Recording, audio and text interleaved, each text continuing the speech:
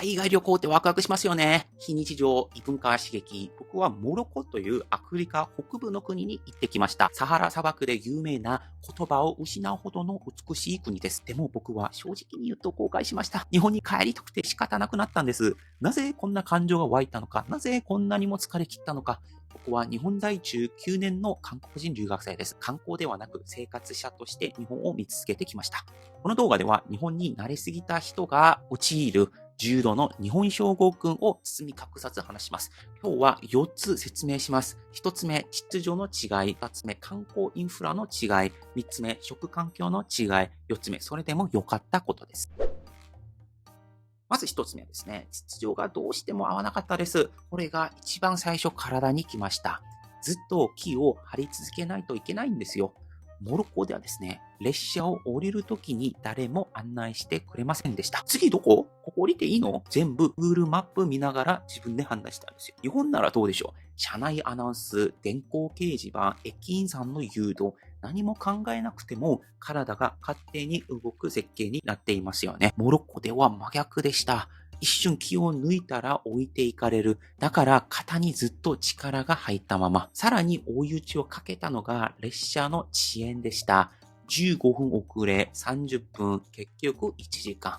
理由の説明はない。謝罪とかも特にない。周りの人は普通に地べたに座って雑談している。日本で1時間電車が止まったらどうなりますか？ニュースになります。駅員さんは頭を下げ続けます。でも、ここでは遅れるのが日常なんです。怒る人もいない。ただ、それに慣れていない人間は確実に削られる。そしてですね、街と線路、砂漠を見ているとびっくりします。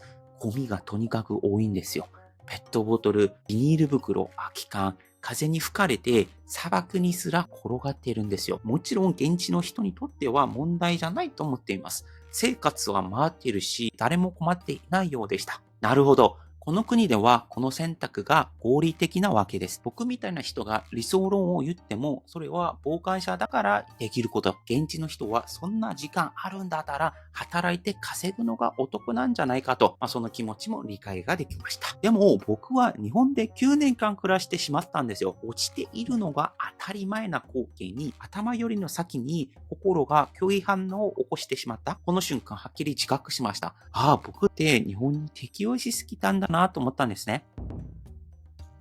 二つ目の話。舐められる観光客。これがモロッコで一番しんどかったですね。常に値踏みされている感覚でした。まず市場に行くとですね、値段書いてないんですよ。基本は交渉前提なんですよ。しかも相手が観光客だと分かった瞬間、平気で3倍、5倍、10倍の値段を投げてきます。服を一つ買うのに5000円とか言ってきます。タクシーも同じ。本来はメーターがあるはずなのに、今日は壊れてるとか固定料金だとか言われるんですね。短距離なのに日本円で3000円近く請求されたこともありました。日本を思い出してください。料金表は明確で、メーターは絶対。外国人でも日本語が話せなくても値段同じですよね。この平等さがどれだけ精神を守ってくれていたか、モロッコで痛いほど分かりました。市場ではですね、さらに露骨でしたね。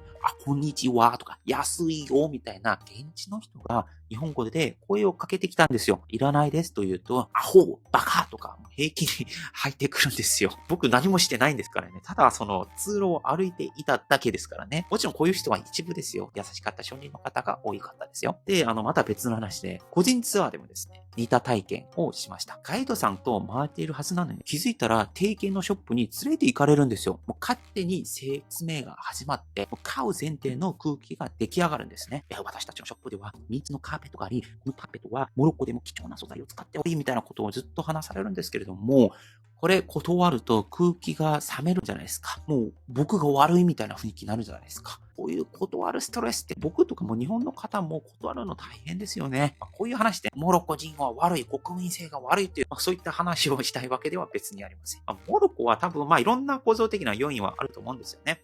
環境協への依存度そこまで高くないから、ぼったくりがあっても誰も警察に言わないから、でも警察に言っても警察の方も力がないから、修正されないんだったりとか、もしくはですね、この値段は万人で同じであるべきだという僕の考えそのものが間違っていたかもしれません。そう思いました。僕、日本でとか韓国で長く住んでたじゃないですか。こういうのを見て、日本と韓国での当たり前って、ここでは当たり前じゃないんだな、そういったことを感じました。で、3つ目、食事ですね。もう体と心に合わなかったです。これ皆さん思ってる以上きつかったです。皆さんヨーロッパとかアメリカ、なんか1ヶ月ぐらいで旅行行ったことがありますか？途中でどんどんアジア料理食べたくなるんですよ。で、モロッコ料理も有名です。タジン、クスクス、スパイス。実際に食べて分かったのは、香辛料の情報量が、僕にとっては異常に多かったということです。現地では香辛料も数十種類も使うことがあると言われております。クミン、コリアンダー、シナモン、ターメリック、パプリカみたいな、この名前聞くだけで鼻刺激されます。結果どうなるか。どの料理を食べても、なんか似たような香りがするみたいな。味がちょっと違うけど、脳がまだこれかみたいな感覚になってしまいました。僕はですね。で、最初の2日間は、異文化だな、面白いなって済んだんですけども、もう3日目からちょっと胃が重くなって、このスプーンを持つ手が止まったんですね。はっきり気づきました。僕においてこの米って大事なんだと。白くて匂いがなくて味を主張しない韓国と日本で当たり前に食べていた白米が、実は自分の心の支えだったということです。気づけば旅の途中で日本料理や韓国料理を必死で探していました。Google マップでジャパニーズレストランとか検索して、片道30分歩くみたいな。で、値段見るとですね、また現実に戻るわけでして、日本の2倍から3倍するんですよ。ラーメン1杯が2、3000円、唐揚げ2つで1000円、そういう感覚ですね。それでも食べた瞬間、体の力がスッと抜ける。戻ってきた。いいだけじゃなくて、心が安心する感覚ですね。で、4番目の話。それでも行ってよかったと心から思ってるという話です。で、ここまで僕が感じた不満ばかり言ってきました。でも、モロコに行ったこと自体は全く後悔していません。行ってよかったと思っています。なぜなら、モロコでしか見られない景色が確実に存在したからですね。フェスという旧市街、迷路みたいな路地、1000年単位で積み重なった生活の匂い。マラケシュというところ、ガヤガヤしてて、なんか音もいっぱいうるさいんですけども、屋台の煙だったり、人々の元気が見えてきましたし、サハラ砂漠に行くと言葉を失うほどの静けさと地平線まで続く砂があったんですね。あれは日本でも韓国でもヨーロッパでも見られない、モロッコに行った人間だけが持てる記憶でした。もちろん、本当に優しい人もたくさんいましたよ。宿の人はチェックインの後にこう言ってくれたんですね。外では気をつけて。タクシーはこの値段以上払ったらダメだと。ターミナルで出会ったおじさんも似たようなことを言ったんですね。今日は列車遅れてると。この線の内側に立っていれば大丈夫だと。その時思ったんですね。この国が怖いとか、この人種、この人たちが悪いんじゃなくて、この分からない状態でモロコに行ってるから、それに不安を感じている。怖いと自分の脳が誤解しているっていう気づきがあったんですね。そして日本に戻って考えてみると、時間通りに公共交通、値段が明確なサービス、毎日食べても体が壊れない食事、秩序が空気のように自分と合っている感覚。これは他国では全然当たり前じゃないということですね。これ、優劣の話とかじゃなくてですね、自分に合う国どこですかって話です。僕は分かりました。仮に日本の年収の10倍、100倍もらえるとしても、モロッコに住むことは多分ないんじゃないかなと。逆にですね、モロッコの方が年収の10倍、100倍もらえるとしても、日本に住まないという選択する方もいると思ってるんですよ。そのぐらい僕の体と心は、日本という国に、韓国を最近住んでないかわかんないですけども、韓国も最適化されていると思っております。こういうことを気づいただけでも、この旅行には十分スキル価値がありました。で、このモロッコ旅行ですね、実は年末年始に行ってきたんですけども、奥さんのマキと行ってきた新婚旅行でした。この飛行機泊が3泊で、車移動が合計20時間以上あって、列車移動も10時間近くあるんですよ。なんとか行けるかなと思って組んだんですけども、行ってみたら大変だったで、帰国して、2人とも体調も崩れてまして、熱出たし、もう数日中動けなかったし。ですね。でもこの旅行で大変なことがあっても一度も喧嘩しなかったんですね。疲労が限界の移動でも大丈夫？次どうする？に声を掛け合って支え合っていました。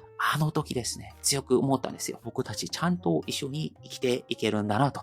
そういった面を考えても、このモロッコ旅というのはとても良かったですし、一生の記憶に残る旅になっています。はい、以上です。よかったら他の動画も見てみてください。以上、パクでした。アニョン。